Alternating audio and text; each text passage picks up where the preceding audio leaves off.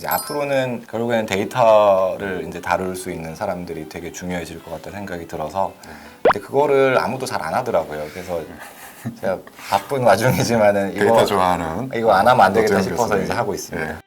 SNU 서울병원.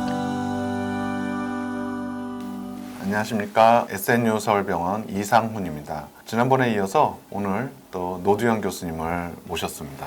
서울대학교 병원 정형외과의 노두현 교수님입니다. 안녕하십니까. 네, 안녕하십니까. 반갑습니다. 오늘은 노두현 교수님이 사실은 개인적으로 가장 관심을 가지고 좋아하시는 AI 연구에 대해서 한번 여쭤보도록 하겠습니다. 우리나라 정형외과는 AI에 관심을 두는 분은 노두현 교수님이 아마 유일하다고 생각이 되고요. 그래서 이 노두현 교수님이 선두 주자로서 이제 앞서 나가고 있고 그런 연구를 많이 하고 계시기 때문에 여쭤보는 기회를 갖도록 하겠습니다.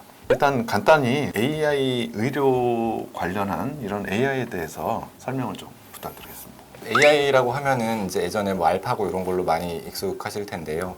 의료의 AI 이런 게 약간 의문이 드실 겁니다. 이게 왜 필요하지? 이런 생각이 들 텐데. 근데 이제 그거를 이렇게 잠깐 생각해 보시면 될 것 같아요. 환자분들이 현재 의료 서비스에 정말 만족하냐? 나는 충분한 정보를 잘 제공받고 있느냐? 이런 이슈에 대해서 이제 접근하면은 이제 이해가 되실 텐데 무슨 말이냐면은 저희가 그 병원에서 1년에 한 번씩 환자분들한테 이제 피드백을 받습니다. 그래서 외래에서 진료에 만족을 했는지, 입원 과정, 뭐 여러 가지 그런 조치들이 잘 됐는지. 그래서 저는 그런 스코어들을 쭉 받아보고 환자분들이 이제 쓰는 그런 편지 같은 것도 다 보는 편인데, 거기 보면은 평균적으로 저 스코어가 되게 높은 편이긴 합니다. 되게 높은데요. 근데 안 좋게 평가하시는 분들도 있어요. 그래서 그거를 이유를 살펴보면은 저를 좋게 이제 평가하신 분들은 설명을 잘해준다, 친절하다. 그리고 나에 맞는 치료가 잘 제공이 됐다라고 생각하시는 분들이고, 반대로 불만이신 분들은 똑같습니다. 똑같은 이유인데 그거를 잘 못한 거예요. 그러니까 설명을 잘 안 해주고 바쁘게 쫓기듯이 나왔다. 이런 거에 대한 불만이 많고요. 근데 이제 그런 게 왜 생기냐 생각을 해보면은 의사들은 이제 제한된 시간에 환자들을 봐야 되니까 시간이 조금 부족한 편이고요. 그리고 여러 의료 데이터들을 설명할 때 환자분들의 언어로 전달되기까지의 그러한 시간들이 맞지가 않고 그런 것들의 간극을 이제 메꿔줄 수 있는 게 항상 필요하다고 생각을 했는데요. 근데 그게 이제 인공지능이 아주 적합하다 생각이 들었고, 왜냐하면 개개인별로 맞춰서 해야 되니까요. 두 번째로는 저희가 이제 다루는 데이터들의 양이 너무 많아졌어요. 예를 들면은 옛날에는 저희가 엑스레이 필름 같은 거 하나 딱 꼽아놓고 환자 진찰을 다 했었죠. 근데 지금은 병원 가보시면 아시겠지만 엑스레이는 적어도 5장 이상, MRI, 피검사, 뭐 혈압, 뭐 그다음 기타 등등 데이터가 너무 많습니다. 근데 그거를 한 5분, 10분 내에 의사들이 다 파악을 하기가 쉽지가 않습니다. 그런 누적된 데이터들을 검토를 하고 분석할 시간이 필요하고 그런 걸 처리할 능력이 필요한데 슬슬 그게 이제 인간의 한계에 다다르고 있다 생각이 들고요. 그래서 빅데이터가 필요한데, 근데 빅데이터를 처리하려면 결국 AI로 할 수밖에 없고, 그래서 이제 앞으로 약간 비유를 하자면은 이제 재벌집 막내 아들에서 이제 진양철 회장이 이제 굴뚝 장사 끝났다, 돈놀이 해야 된다, 뭐 그런 얘기 했었는데, 굴뚝 장사 끝났대. 이제 돈놀이 해야 먹고 산다. 이제 앞으로는 결국에는 데이터를 이제 다룰 수 있는 사람들이 되게 중요해질 것 같다는 생각이 들어서 근데 그거를 아무도 잘 안 하더라고요. 그래서 제가 바쁜 와중이지만은 데이터 좋아하는 이거 안 하면 안 되겠다 노태현 싶어서 교수님. 이제 하고 있습니다. 그런데 그게 지금 잠깐 아까 얘기하기에 AI가 결국에 그런 데이터를 뭐 분석하고 그런 것까지는 우리가 뭐 이해가 가는데, 소위 정말 환자 맞춤형 그렇죠. 그런 의료인데 네. 그렇게 하는 거를 이제 추구하시는 건가요? 네, 그게? 그렇게 이제 해야죠. 그렇게 했을 때 이제 환자분들도 만족하고 의사들도 그랬을 때 더 좋은 피드백을 받게 될 겁니다. 네.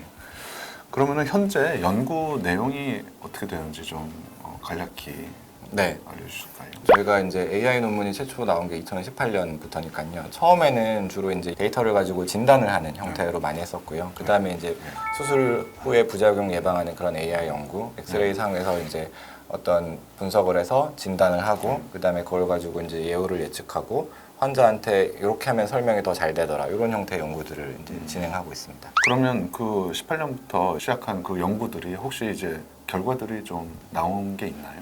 저는 외래에서 한 2년 전부터 개발된 프로그램들을 쓰면서 환자분한테 직접 설명할 때 보여드리고 하는데 환자분들이 전체적으로 만족이 되게 높으시고 수술을 하고서 이제 부작용 예방하는 그런 것들도 저희가 쓰고 있는데 그런 걸 씀으로 해서 부작용도 좀 미리 예측을 해서 줄여주는 효과들이 있었습니다. 결국 이런 식으로 의료가 발전을 해가는 과정이 되는 거죠. 그런 거를 적용하는 데 있어서 어떤 그냥 지금 프로그램 하나를 쓰시는 건가요?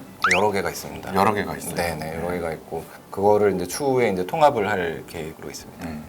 자, 이제 그 프로그램을 그럼 보러 가시죠. 이렇게 이제 엑스레이 부분을 이제 캡처를 하고 여기 이제 프로그램들이 있는데요. 여기 이제 붙여넣게 되면은 이렇게 붙습니다. 그리고 애널리시스를 누르면은 이렇게 이제 보이고요. 보시면은 힙 센터부터 니 센터로 가는 요 이제 웨이트 베어링 라인이 보이고 그다음에 그 티비아 앵글, 피머 앵글 이렇게 이제 각각 나오고요. 그리고 이게 저희가 한국인 전체 데이터베이스를 가지고 만든 그래프인데요. 이 그래프에 따라서 이 환자분이 어디 위치하는지 오른쪽 같은 경우에는 보면은 167도라서 여기 지금 170도까지 보이는데 이거보다 훨씬 더 이제 심한 바루스가 있는 거고요. 이렇게 이제 로젠버그 사진 있으면은 이렇게 캡처 해가지고 붙여 넣으면은 이렇게 되고요. 여기에 이제 각각의 왜 그레이드가 이렇게 됐는지 보이고 캘그랜 로렌스 그레이드는 여기 이제 4랑 3 이렇게 나오고 이렇게 예시 이미지 그다음에 그레이딩이 이렇게 된 이유에 대해서 설명이 되어 있고요.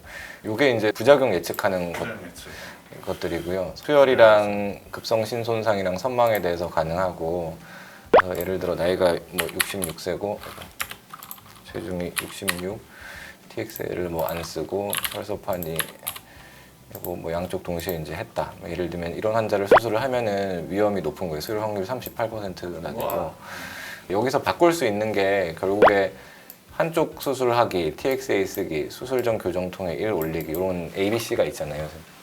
그래서 AB만 하게 되면은 AB만 해도 수혈 확률이 2% 정도로 줄고 그리고 뭐 AKI 같은 경우에는 뭐 이렇게 되는데 마취하기 전에 이제 ASA를 이제 체크하니까 뭐 이렇게 해가지고 이거는 낮게 나올 것 같아요. 그렇죠. 예.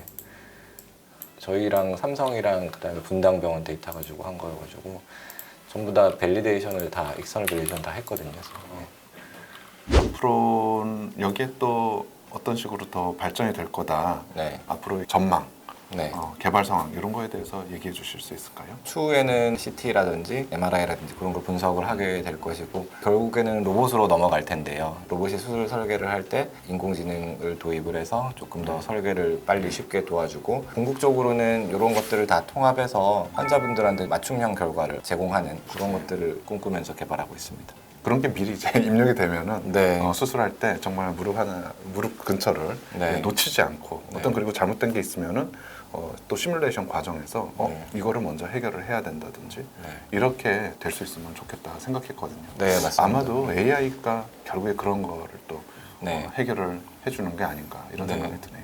의사 입장에서는 이제 AI는 네. 훌륭한 조수가 될 것이고 네. 환자 입장에서는 의사와 환자 사이에 그런 간극을 메꿔줄 수 있는 네. 중간에 이제 뭐 설명자 이런 역할로 되지 않을까 싶습니다. 네. 오늘 AI에 대해서 설명해 주신 거 대단히 감사드리고 정말 바쁘신 와중에 이렇게 시간 내주신 서울대학교 병원 정형외과의 노두영 교수님 참석 대단히 감사드립니다. 여러분 만족하셨으면 구독과 좋아요 부탁드리겠습니다. 감사합니다.